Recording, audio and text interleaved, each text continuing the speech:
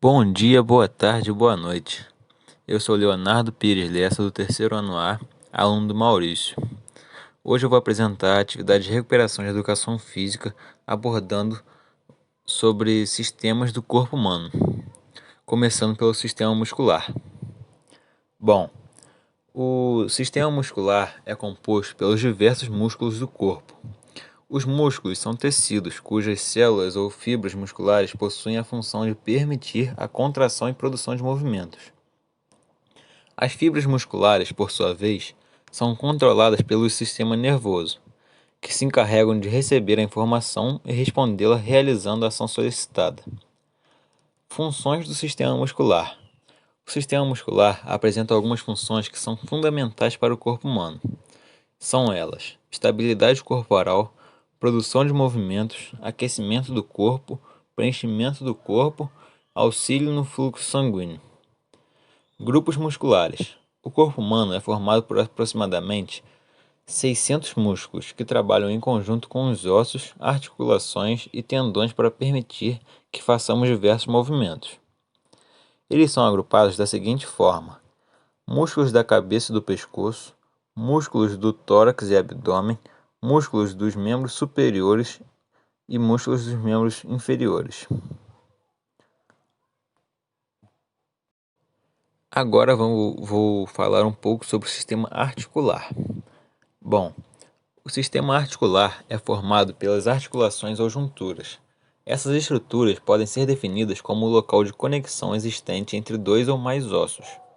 As articulações garantem, portanto, a união e a movimentação dos ossos, permitindo que o nosso esqueleto permaneça estável, independente da atividade que realizamos.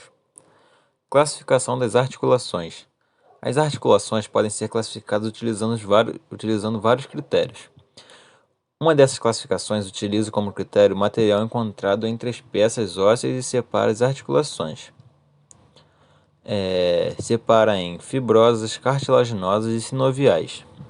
Fibrosas apresentam entre as peças que se articulam um tecido conjuntivo fibroso. Elas podem ser classificadas em suturas, sindesmoses e gonfosas. Suturas. Essas articulações são típicas do crânio. Logo após o nascimento, percebe-se uma grande quantidade de tecido conjuntivo fibroso entre os ossos do crânio. Com o desenvolvimento ocorre a calcificação deste tecido. Essa é uma articulação, portanto, imóvel. Sindesmoses. Nessas articulações há um pouco de movimento.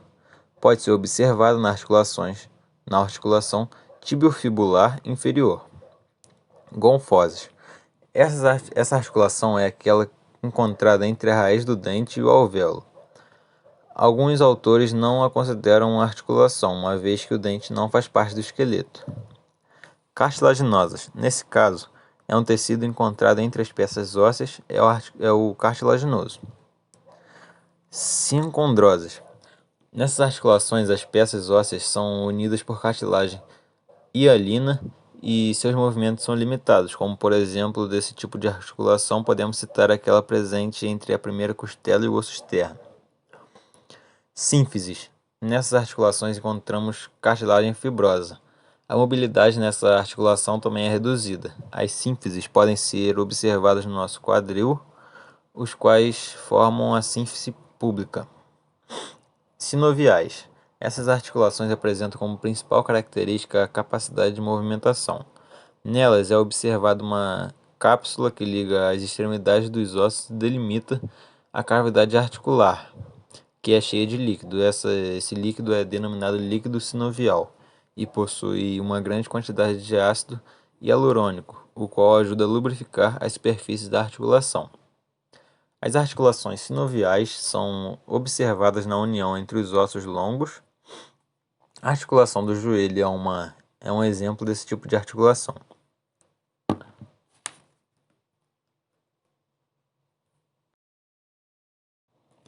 Agora eu vou falar um pouco sobre o sistema esquelético.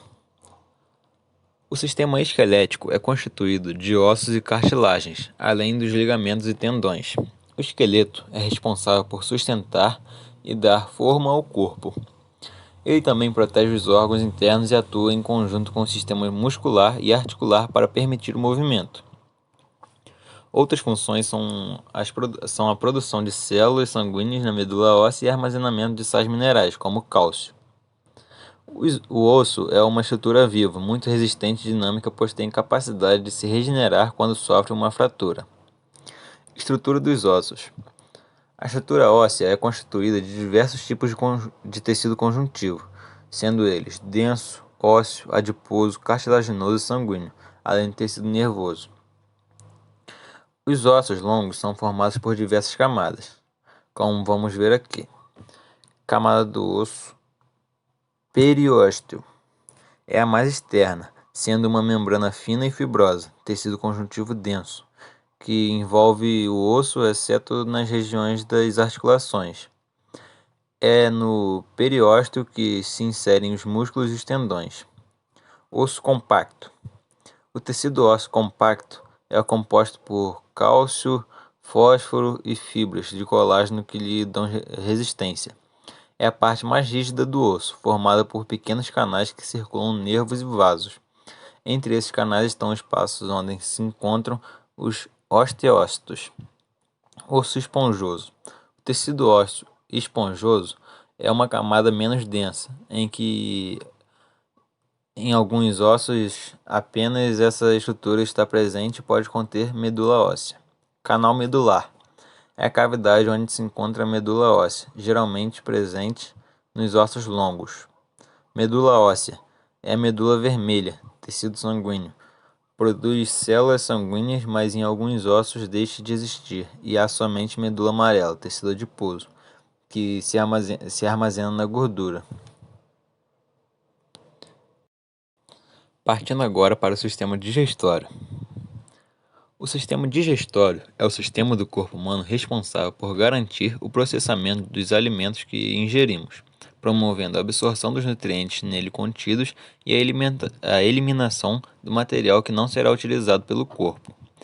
Esse processamento é garantido graças à ação dos vários órgãos que compõem o canal alimentar, bem como pela presença de glândulas acessórias que sintetizam substâncias que são essenciais no processo de digestão. Os órgãos que compõem o sistema digestório são a boca, a faringe, o estômago, o esôfago, o intestino delgado, o intestino grosso e o ânus. Já as glândulas acessórias desse sistema são as glândulas salivares, o pâncreas e o fígado. Órgãos do sistema digestório. Os órgãos do sistema digestório são responsáveis por garantir a ingestão do alimento, sua digestão, absorção dos nutrientes e a eliminação do que não é necessário para o corpo. A seguir vamos ver melhor o papel de cada órgão desse. Boca. A boca é o local onde a digestão começa. Nossos dentes promovem a digestão mecânica, garantindo que o alimento seja rasgado, amassado e triturado. Além da atuação dos dentes, o alimento na boca sofre a ação da saliva, a qual é secretada pelas glândulas salivares. A saliva contém a enzima amilase, também conhecida por pitialina, que promove o início da digestão dos carboidratos. A língua também é importante nessa etapa, garantindo que o alimento se misture à saliva e forme o chamado bolo alimentar. É a língua também que ajuda na deglutição do bolo alimentar, empurrando em direção à faringe. Faringe. Esse órgão é comum ao sistema digestório e respiratório, abrindo-se em direção à traqueia e ao esôfago. O bolo alimentar segue da faringe para o esôfago. Esôfago. É o órgão tubular e musculoso que conecta a faringe com o estômago. O bolo alimentar que atinge o estômago graças às contrações do músculo liso que forma o esôfago. Essas contrações são chamadas de contrações peristálticas. Estômago. O estômago é o órgão dilatado do sistema digestório e está localizado logo abaixo do diafragma. Nesse órgão, o bolo alimentar sofre a ação do suco digestivo chamado suco gástrico, que é a ele misturado graças à atividade muscular do órgão. Nesse momento, o bolo alimentar passa a ser chamado de quimo.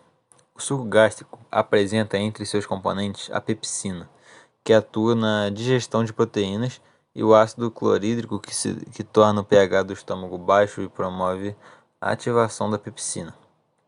Geralmente, o ácido clorídrico e a pepsina não causam irritação na parede do estômago, pois esta apresenta um muco que a reveste. Além disso, há a renovação constante das células que revestem o interior do estômago. Intestino delgado. Trata-se da porção mais longa do sistema digestório, apresentando cerca de 6 metros de comprimento. Possui 3 segmentos: o duodeno, o jejuno e o íleo. Nessa porção do sistema digestório, a digestão é finalizada e a absorção de nutrientes. O órgão é responsável pela maior parte do sistema de digestão. Na primeira porção, a chamada duodeno, o quimo vindo do estômago sofre a ação das secreções pancreáticas, da bile e de secreções produzidas pelo próprio intestino delgado. A secreção pancreática rica em bicarbonato ajuda a neutralizar a acidez do quimo. Além disso, apresenta enzimas diversas como a tripsina e a quimiotripsina, que atuam nas proteínas. A bile, produzida pelo fígado e armazenada na vesícula biliar, atua como hemossuficiente, facilitando a digestão dos lipídios. Já a secreção produzida pelo intestino delgado é rica em enzimas, como a aminopeptidase, nucleosidases e fosfatases. O jejuno e ilho, as porções seguintes do intestino delgado, atuam principalmente na absorção dos nutrientes, graças à presença de vilosidades e microvilosidades. As vilosidades são dobradas no revestimento do intestino, enquanto as microvilosidades são projeções nas células epiteliais da vilosidade. Intestino grosso.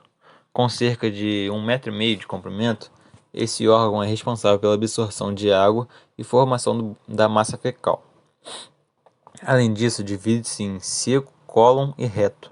No seco, observa-se uma projeção chamada de apêndice, bastante conhecida por sua inflamação, apendicite. O reto termina em um estreito canal, chamado de canal anal, e o qual se abre para o exterior do ânus, por onde passam as fezes eliminadas. Glândulas acessórias do sistema digestório. As glândulas acessórias do sistema digestório liberam secreções que participam do processo de digestão, sendo elas glândulas salivares, pâncreas, fígado. Só.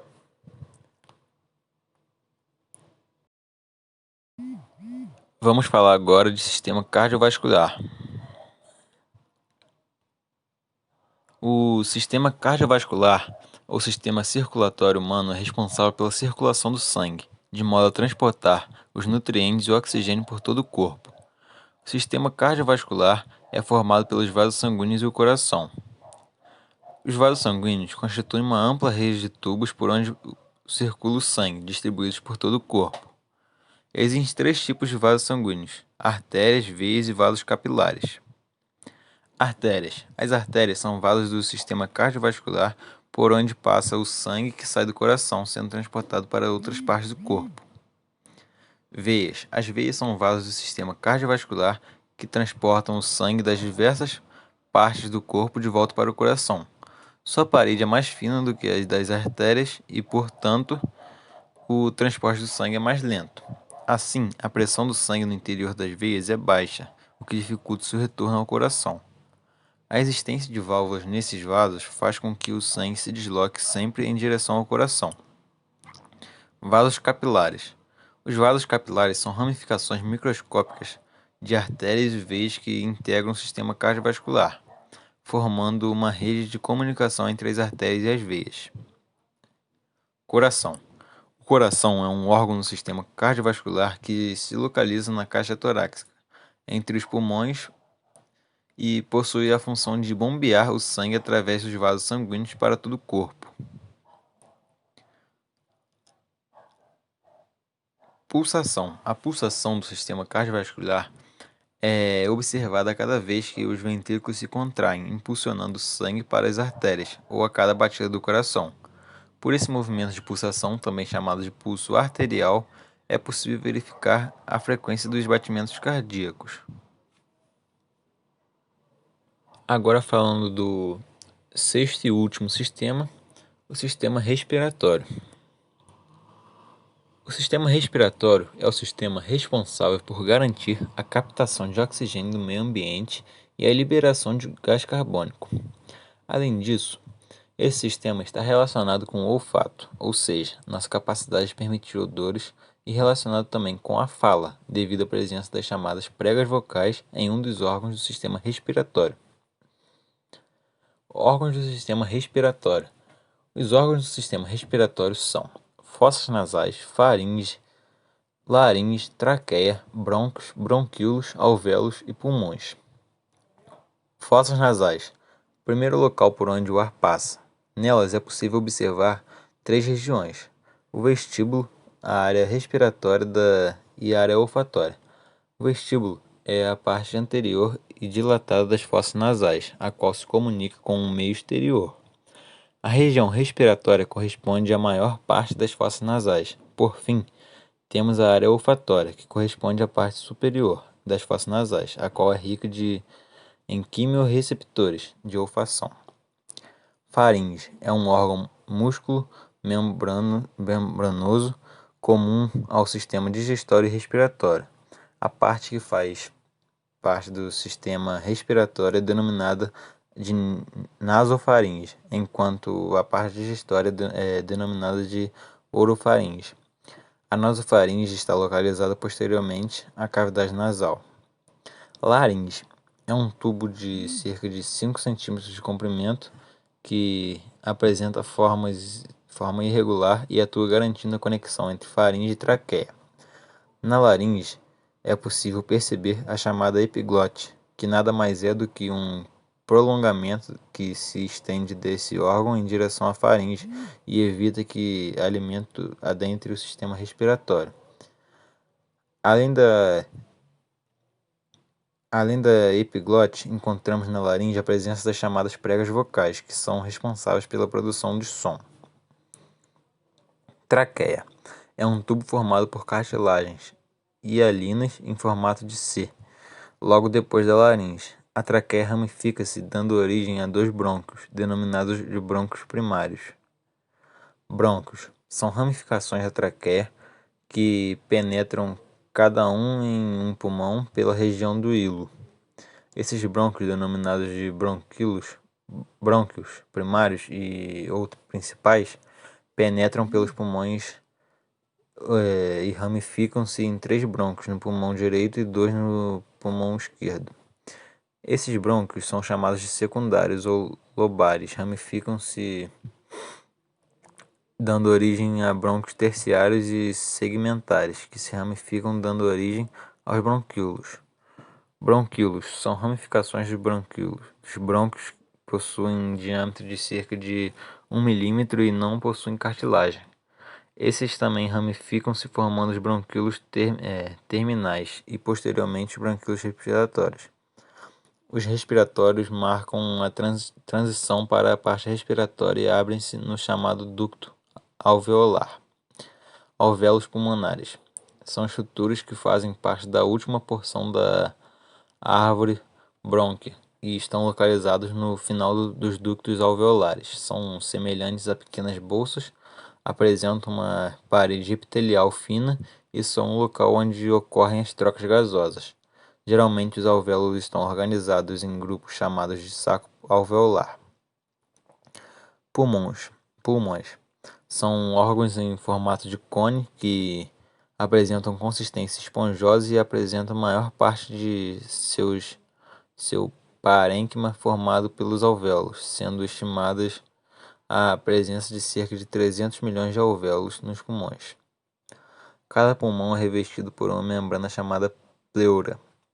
O pulmão de uma criança geralmente apresenta a coloração rósea, enquanto do adulto pode ter uma coloração mais escura devido à maior exposição à poeira e à fuligem. Como funciona o sistema respiratório? O sistema respiratório funciona garantindo a entrada e saída de ar do nosso corpo. O ar inicialmente entra pelas fossas nasais, onde é umedecido, aquecido e filtrado. Ele então segue para a faringe, posteriormente para a laringe e para a traqueia. A traqueia ramifica-se em dois brônquios, dando acesso aos pulmões. O ar segue então dos brônquios para os bronquíolos e finalmente chega aos alvéolos pulmonares. As trocas gasosas acontecem nos alvéolos pulmonares. Nos alvéolos ocorrem as trocas gasosas, um processo também chamado de hematose. O oxigênio presente no ar que chega até os alvéolos dissolve-se na camada que reveste essa estrutura e difunde-se pelo epitélio para os capilares localizados em torno dos alvéolos. No sentido oposto, ocorre a difusão de gás carbônico. Bom, essa foi minha apresentação. Espero que tenha gostado e obrigado pela atenção.